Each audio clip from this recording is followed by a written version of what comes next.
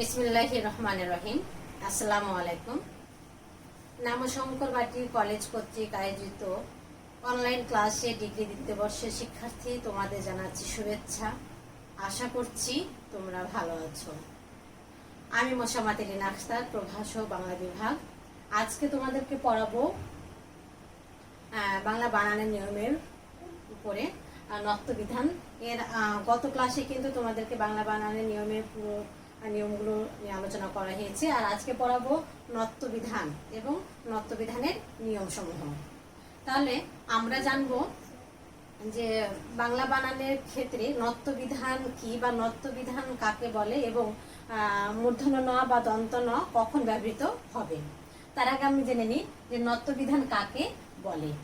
বাংলা ভাষায় তৎসময় শব্দের বানানে মূর্ধন্য নয়ের দন্তানয়ের পরিবর্তে যখন মূর্ধন্য ন ব্যবহার হবে, সেই ব্যবহারের নিয়মকে বা বিধানকে বলা হয় নত্যবিধান। কি বললাম? বাংলা ভাষায় তৎসময় শব্দের বানানে মূর্ধন্য নয়ের ব্যবহারের নিয়মকেই নত্যবিধান বলা হয়। এবার আমরা জানবো যে নত্যবিধানের নিয়মসমূহ। তাহলে আমি চলে যাই যে বাংলা বানানের ক্ষেত্রে নত্যবিধানের নিয়মসমূহ কি কি রয়েছে এবং কখন আমরা মূর্ধন্য ন বা দন্ত ন ব্যবহার করব। এর আগে আমরা জানলাম কিন্তু কি যে তৎসময় শব্দের বানানের ক্ষেত্রে মূর্ধন্য ন কখন হবে। এক নম্বর হচ্ছে নিয়মসমূহ।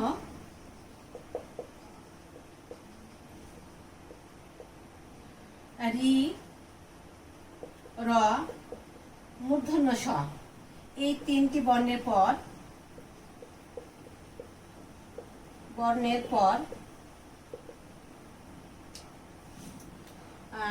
দন্ত নয়ের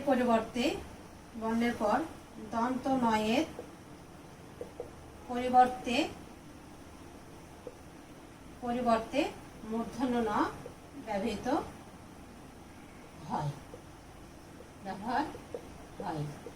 যেমন ঋণ, এই যে রি পেলাম, এই জন্য এখানে হবে কি, রি এর জন্য হবে মূর্ধন্য ন। তারপরে হচ্ছে বর্ণ, তারপরে ভীষণ, তারপরে হচ্ছে লক্ষণ। এখানে কিন্তু এই যে খেয়ের মধ্যে ক এবং মূর্ধন্য ষ যুক্ত রয়েছে, এই জন্য এখানে হয়ে গেল মূর্ধন্য ন। তাহলে কি পেলাম যে তৎসময় শব্দের ক্ষেত্রে রি, র এবং মূর্ধন্য ষ যখন থাকবে তখন কিন্তু দন্ত নয়ের পরিবর্তে মূর্ধন্য ন ব্যবহার হবে। এরপরে নিয়মে যাই।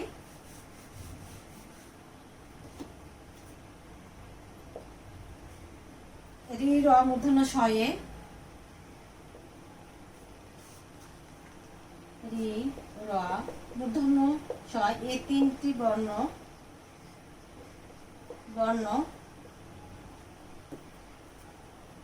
বর্ণের পর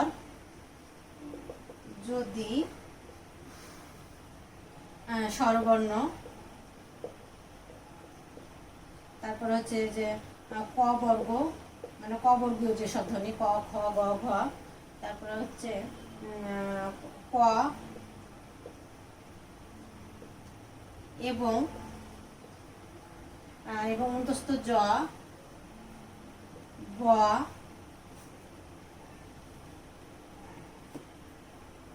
হ কিংবা অনুস্বার থাকে তবে তৎপরিবর্তী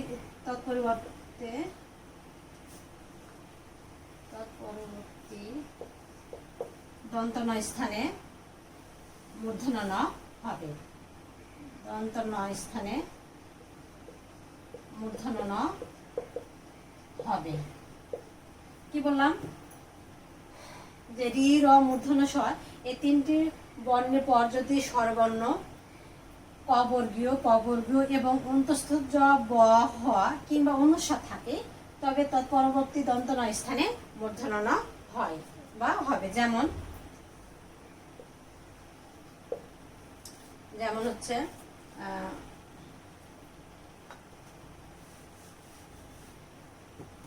কৃপণ, কৃপণ। তারপরে গ্রহণ, তারপরে শ্রবণ, পাষাণ। কি পেলাম আমরা? রি র মূর্ধন্য সঙ্গে তিনটি বর্ণের পর যদি স্বরবর্ণ ক বর্গীয় এবং প বর্গীয় এবং অন্তস্থ জ ব হ কিংবা অনুস্ব থাকে, তাহলে তার পরিবর্তে কি হবে? দন্তনের স্থানে কি হবে? মূর্ধন্য ণ হবে। যেমন কৃপণ, গ্রহণ, শ্রবণ, পাষাণ ইত্যাদি। এর পরের নিয়মে যাই। 3 নম্বর ট বর্গীয়, ট বর্গীয় বর্ণের পর, ট বর্গীয় বলতে কি? ট ঠ ড ঢ সব বর্ণের পর কি হবে? দন্ত নয়ের স্থানে, দন্ত নয়ের স্থানে মূর্ধন্য ণ হবে। যেমন যেমন হচ্ছে কণ্ঠ, তারপর হচ্ছে কণ্ঠ, তারপরে লুণ্ঠন,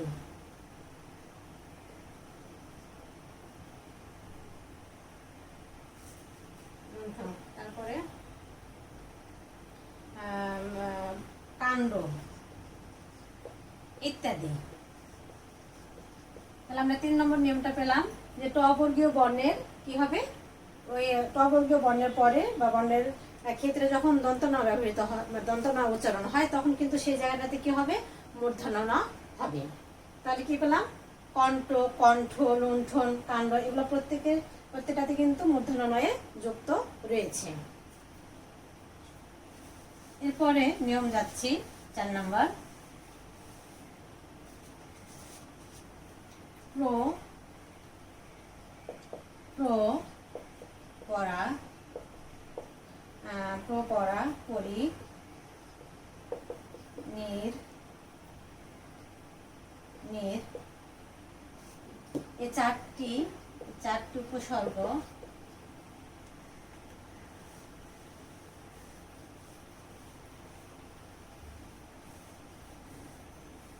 উপসর্গের যে 4টি উপসর্গ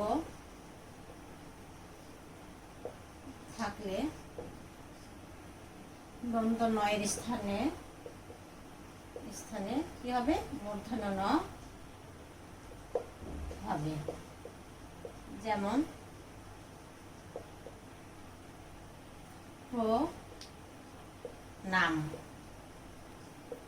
তারপর হচ্ছে পরিণয়, পরিণয়, তারপরে যেমন হচ্ছে প্রণব,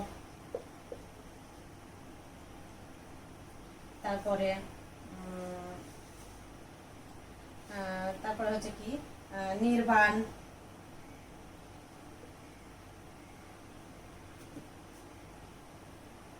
পরিণাম, পরিণাম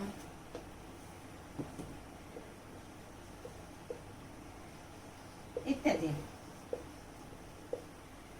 তাহলে কি পেলাম? প্র, পরা, পরি, নির, নির্মাণ এসবের ক্ষেত্রে যখন আমরা এসব উপসর্গ থাকবে, তখন কিন্তু আমরা কি ব্যবহার করব? মূর্ধন্য ণ ব্যবহার করব। এরপরে যাচ্ছি পরের নিয়মে।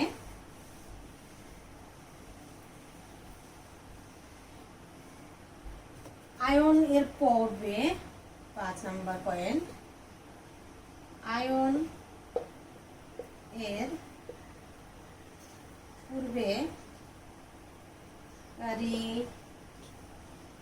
র মূর্ধন্য স, রি র মূর্ধন্য স বা প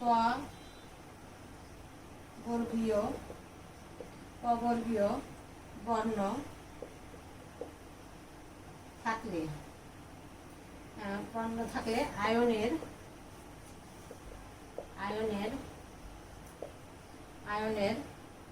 দন্ত নের স্থানে কি হবে?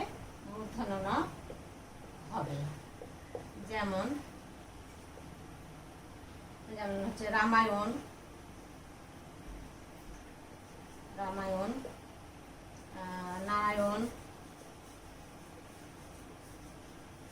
ইত্যাদি। তাহলে কি পেলাম, যে যে আয়নের পূর্বে রি র মূর্ধন্য ষ বা পবর্গীয় বর্ণ থাকলে সে আয়নের দন্ত ন কি হবে, মূর্ধন্য ন হবে। যেমন যে রামায়ণ, নারায়ণ। তাহলে যখন আমরা কি পাবো, আয়ন থাকবে, এই শব্দটা থাকবে, এর এর যে দন্তনটা সেই দন্তন কি হবে, মূর্ধন্য ন হবে। আমরা এখানে এই 5টা নিয়ম পেলাম। এছাড়াও কিন্তু ব্যতিক্রমিক কিছু নিয়ম রয়েছে, যে কখন ব্যতিক্রম বলতে কি, যে মূর্ধন্য ন ব্যবহার হয় কিন্তু দন্ত ন কখন ব্যবহৃত হবে। তাহলে ব্যতিক্রম নিয়মগুলো আমি একটু বলি।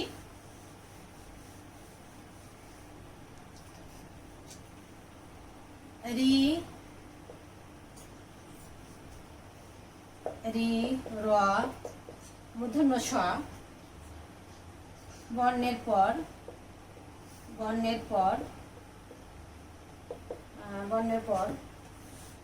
স্বরবর্ণ,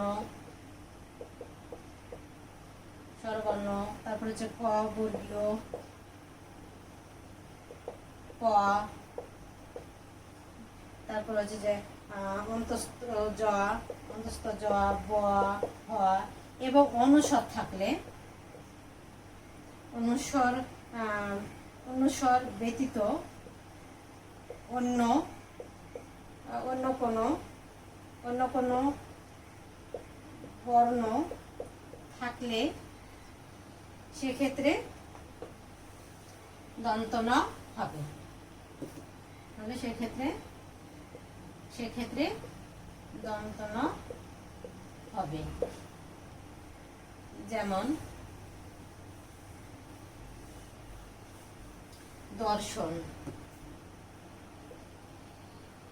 দর্শন,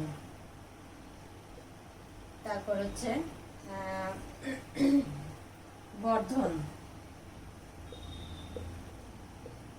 প্রার্থনা ইত্যাদি। কেন বলা হচ্ছে যে রি র মূর্ধন্য ষ এই বর্ণের পর স্বরবর্ণ, তারপর ক বর্গীয়, অন্তস্থ জ, ব, হ এবং অনুস্বর ব্যতীত অন্য কোনো বর্ণ যদি থাকে তাহলে সেক্ষেত্রে কি হবে, দন্ত ন হবে। যেমন পেলাম কি, দর্শন, এখানে তালবস্য, বর্ধন ধোয়া, প্রার্থনা এই যে থোয়া, এই ক্ষেত্রে এই জন্য কি হলো, দন্ত ন হলো। এর পরের ব্যতিক্রমী নিয়ম, এর পরেরটাই যাই। 2 নম্বর, ত বর্গীয়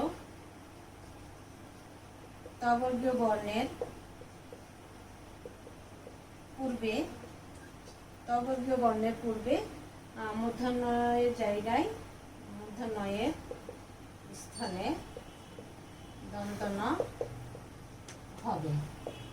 যেমন কি অন্ত, তারপর হচ্ছে গ্রন্থ, তারপরে আনন্দ ইত্যাদি। কেন এটা হলো, যখন ত বর্গীয় বর্ণ থাকবে এবং তার পূর্বে দন্ত মূর্ধন্যের স্থানে কি হবে, দন্ত ন হবে। এই যে অন্ত, এই জন্য কি হলো, এই দন্ত নটা কি ন উচ্চারণটা হচ্ছে, কিন্তু সেই জায়গাটাতে হয়ে যাচ্ছে দন্ত ন। এর পরেরটাতে যাচ্ছি।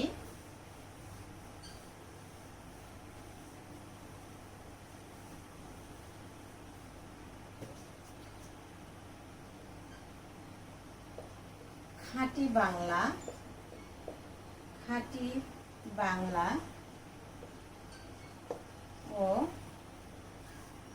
বিদেশি শব্দের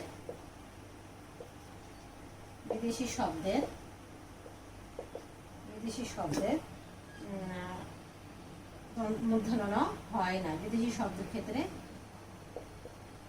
মূর্ধন্য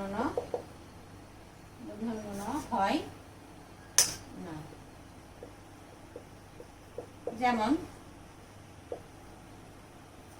যেমন কি হচ্ছে সোনা, কান, ইরান ইত্যাদি। তাহলে কি পেলাম যে খাঁটি বাংলা শব্দ হলে এবং বিদেশি শব্দের ক্ষেত্রে কি হয়, মূর্ধন্য ন না হয়ে দন্ত ন হয়। যেমন সোনা, কান, ইরান ইত্যাদি। এরপরে নিয়মে যাচ্ছি। বাংলা ক্রিয়াপদের শেষে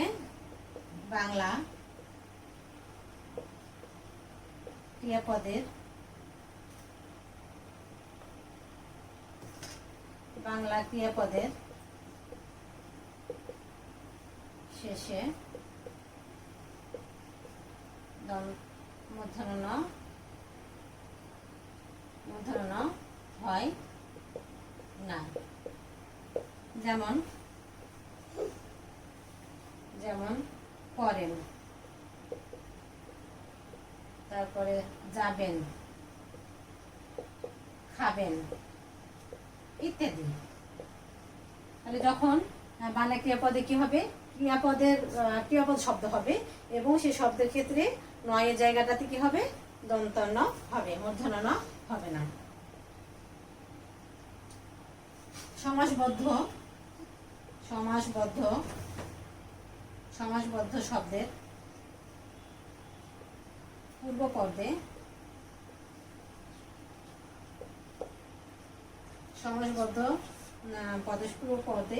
রি, র, মূর্ধন্য স থাকলেও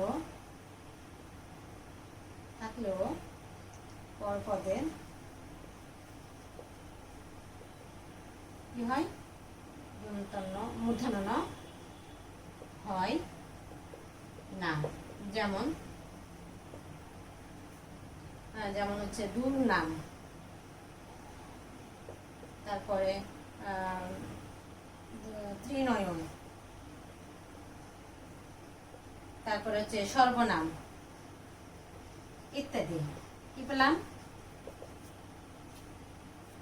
সমাসবদ্ধ শব্দের ক্ষেত্রে কি হবে, পূর্বপদে যদি রি, র, মূর্ধন্য স থাকে তাহলে পরপদে কি হবে, দন্ত ন হবে, মূর্ধন্য ন হবে না। যেমন উদাহরণ কি দিলাম, দুর্নাম, ত্রিনয়ন, সর্বনাম ইত্যাদি। এর পরের একটা নিয়মে যাই। দক্ষিণ শব্দের পরে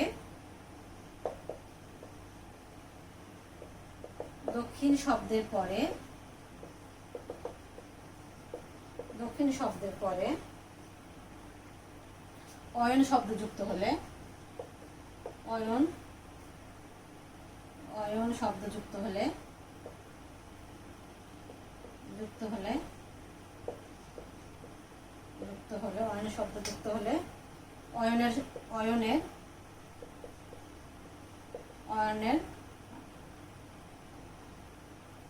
অয়নের ক্ষেত্রে কি হবে, মূর্ধন্য ন হয় না। যেমন হচ্ছে দক্ষিণায়ন, এই যে অয়নের ন, এটা কি হলো, দন্ত ন হলো। তাহলে আজকে আমরা জানলাম নত্যবিধান কি এবং নত্যবিধানের ক্ষেত্রে মানে মূর্ধন্য ন কখন ব্যবহার করব এবং দন্ত ন কখন ব্যবহার করব। তাহলে নত্যবিধান বলতে আমরা জানলাম যে বাংলা ভাষায় তৎসম শব্দের ক্ষেত্রে মূর্ধন্য ন ব্যবহারের নিয়মকেই নত্যবিধান বলে এবং নত্যবিধানের আমরা কয়েকটা নিয়ম দিলাম, সেগুলোর উদাহরণ সহ। আর ব্যতিক্রমী কিছু নিয়ম রয়েছে, সেই নিয়মগুলো নিয়ে আলোচনা করলাম। আজকে এ পর্যন্ত। আশা করছি তোমরা উপকৃত হচ্ছ এবং উপকৃত হবে। আগামীতে অন্য কোনো বিষয় নিয়ে তোমাদের সামনে হাজির হব।